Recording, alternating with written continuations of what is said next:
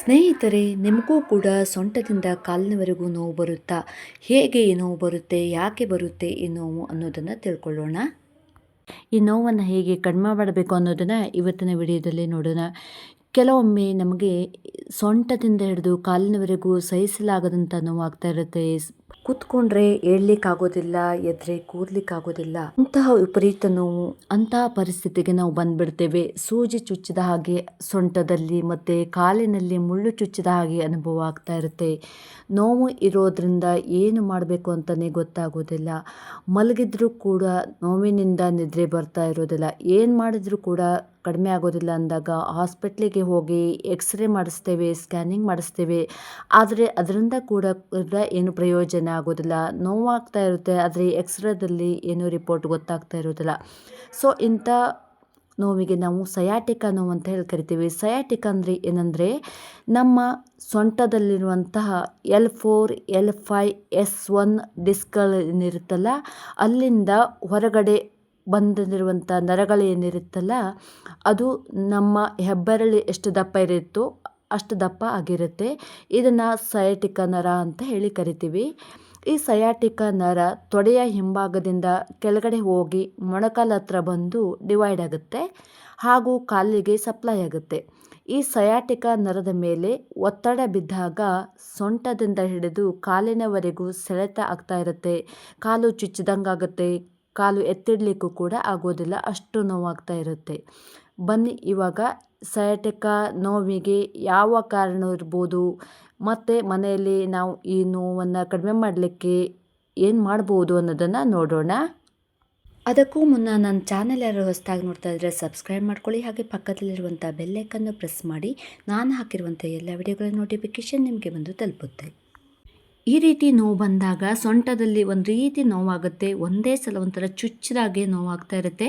ನೀವು ಹೇಳ್ತೀರಾ, ನನಗೆ ಸೊಂಟದಲ್ಲಿ ನರ ಹಿಡ್ಕೊಂಡ್ಬಿಟ್ಟಿದೆ, ಉಳುಕು ಬಂದಿದೆ, ಅದನ್ನು ಹೇಳ್ತೀರಿ. ಇವತ್ತಿನ ಈ ಮನೆಮದ್ದು ಬ್ಲಡ್ ಫ್ಲೋ ಚೆನ್ನಾಗಿ ಆಗುತ್ತೆ, ಬ್ಲಡ್ ಸರ್ಕ್ಯುಲೇಷನ್ನು ಚೆನ್ನಾಗಿ ಆಗುತ್ತೆ, ಹಾಗೂ ನರಗಳಲ್ಲಿ ಬ್ಲಾಕೇಜ್ ಇದ್ದರೂ ಕೂಡ ಅದು ಓಪನ್ ಆಗುತ್ತೆ, ಹಾಗೂ ಮಾಂಸಖಂಡಗಳಲ್ಲಿ ಉಳುಕಿದ್ರೆ ಕೂಡ ಅದು ಕಡಿಮೆ ಆಗುತ್ತೆ. ಹಾರ್ಟ್ ಹೆಲ್ದಿ ಆಗಲಿಕ್ಕೆ ಸಹಾಯ ಆಗುತ್ತೆ, ಹಾಗೂ ನರಗಳನ್ನು ಸ್ಟ್ರಾಂಗ್ ಮಾಡಲಿಕ್ಕೆ ಹೆಲ್ಪ್ ಮಾಡುತ್ತೆ. ಇವತ್ತಿನ ಮನೆಮದ್ದು ಮಾಡಲಿಕ್ಕೆ ಇಲ್ಲಿ ನಾನು 1 ಗ್ಲಾಸ್ ಹಾಲನ್ನು ತಗೊಂಡಿದ್ದೀನಿ. ಹಾಲನ್ನು ಬಿಸಿ ಮಾಡಲಿಕ್ಕೆ ಇಟ್ಕೊಳ್ಳೋಣ. ಈಗ ಹಾಲು ಬಿಸಿ ಆಗ್ತಿರುವಾಗ ನಾನು ಇದಕ್ಕೆ ದಾಲ್ಚಿನ್ನಿಯನ್ನು ತೊಗೊಂಡಿದ್ದೀನಿ. ಒಂದು ದೊಡ್ಡದು, ಒಂದು ಚಿಕ್ಕದು. ದಾಲ್ಚಿನ್ನಿ ಅಂದರೆ ಚಕ್ಕೆ. ಇದನ್ನು ಪಲಾವ್ ಮಾಡಲಿಕ್ಕೆ ಮತ್ತು ನಾವು ಅಡುಗೆಗಳಲ್ಲಿ ಬಳಸ್ತೇವೆ.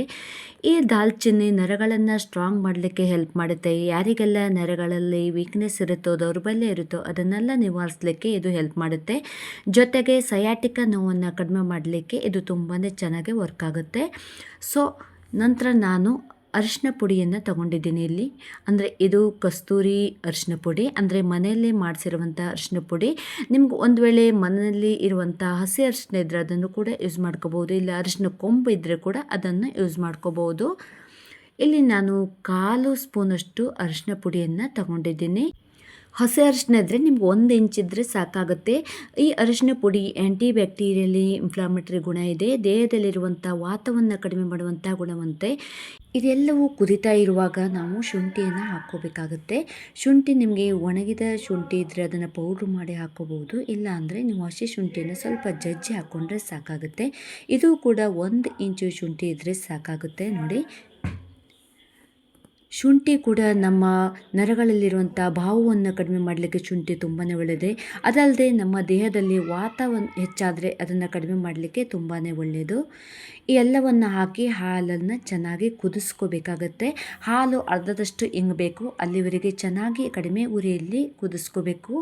ಸೊ ನಂತರ ಸೋಸಿಬಿಟ್ಟು ಲೋಟಕ್ಕೆ ಹಾಕ್ಕೊಂಡು ಸ್ವಲ್ಪ ಬೆಚ್ಚಗಿರುವಾಗ ಬೇಕಿದ್ದರೆ ನೀವು ಅದಕ್ಕೆ ಜೇನುತುಪ್ಪ ಮಿಕ್ಸ್ ಮಾಡಿಕೊಂಡು, ಇಲ್ಲ ಕಲ್ಸಕ್ಕರೆ ಇದ್ದರೆ ಸೇರಿಸ್ಕೊಂಡು, ಸ್ವಲ್ಪ ಬೆಲ್ಲ ಇದ್ದರೆ ಬೆಲ್ಲ ಸೇರಿಸ್ಕೊಂಡು ಕುಡಿಬಹುದು.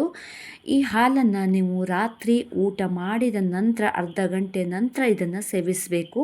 ಮತ್ತು ನೀವು ಹಾಲನ್ನು ಕುಡಿದು ಏನನ್ನು ತಿನ್ನಬಾರ್ದು.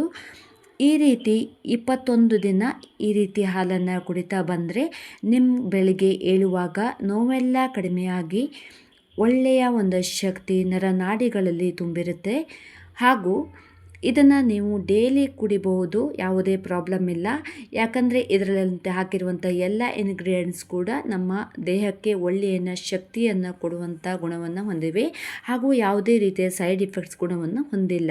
ಈ ಹಾಲನ್ನು ಸೇವಿಸುವುದರ ಜೊತೆಗೆ ಸಯಾಟಿಕಾ ನೋವಿನಲ್ಲಿ ಕೆಲವೊಂದು ಮುಂಜಾಗ್ರತೆಗಳನ್ನು ತೆಗೆದುಕೊಳ್ಬೇಕಾಗತ್ತೆ.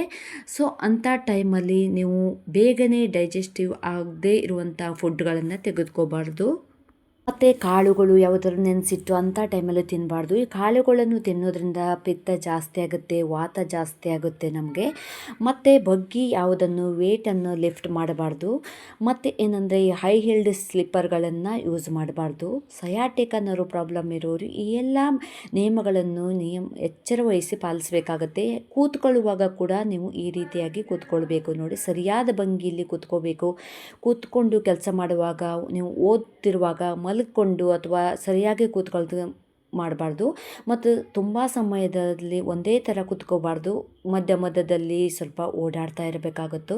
ನಿಮ್ಮ ನರನಾಡಿಗಳಲ್ಲಿ ರಕ್ತ ಸರ್ಕ್ಯುಲೇಷನ್ ಸರಿಯಾಗಿ ಆಗ್ತಾ ಇರಬೇಕು. ಈಗ ಸಯಾಟಿಕಾ ನೋವು ಅಂದರೆ ಏನು, ಇದನ್ನು ಹೇಗೆ ಕ್ಯೂರ್ ಮಾಡ್ಕೋಬೇಕು, ಇದರಲ್ಲಿರುವಂಥ ಸೈನ್ಸ್ ಆ್ಯಂಡ್ ಸಿಂಪ್ಟಮ್ಸ್ಗಳೇನು, ಇದರದ್ದು ಬರದಂತೆ ತಡೆಯುವಂಥ ಮುಂಜಾಗ್ರತೆಗಳೇನು ಅನ್ನೋದನ್ನು ನೀವು ತಿಳ್ಕೊಂಡಿದ್ದೀರ ಅನಿಸುತ್ತೆ. ಈ ವಿಡಿಯೋ ನಿಮಗೆ ಇಷ್ಟ ಆದರೆ ದಯವಿಟ್ಟು ಲೈಕ್ ಮಾಡಿ, ಕಮೆಂಟ್ ಮಾಡಿ, ಶೇರ್ ಮಾಡಿ. ಐ ಹೋಪ್ ಇವತ್ತಿನ ವಿಡಿಯೋ ನಿಮಗೆಲ್ಲರಿಗೂ ಯೂಸ್ಫುಲ್ ಆಗಿದೆ ಅಂದ್ಕೊಂಡಿದ್ದೀನಿ. ಇಷ್ಟ ಆದರೆ ಒಂದು ಅನಿಸಿಕೆ ಅಭಿಪ್ರಾಯನ ಕಮೆಂಟ್ ಬಾಕ್ಸ್ನಲ್ಲಿ ತಿಳಿಸಿ. ಇಲ್ಲಿಯವರೆಗೂ ನನ್ನ ವಿಡಿಯೋ ನೋಡಿದ್ದಕ್ಕೆ ನಿಮಗೆಲ್ಲರಿಗೂ ಧನ್ಯವಾದಗಳು. ಹಾಗೆ ಇನ್ನೊಂದು ಉತ್ತಮವಾದ ವಿಡಿಯೋದೊಂದಿಗೆ ನಾನು ನಿಮಗೆ ಸಿಗ್ತೀನಿ. ಅಲ್ಲಿವರೆಗೂ take care, bye bye, see friends, thank you.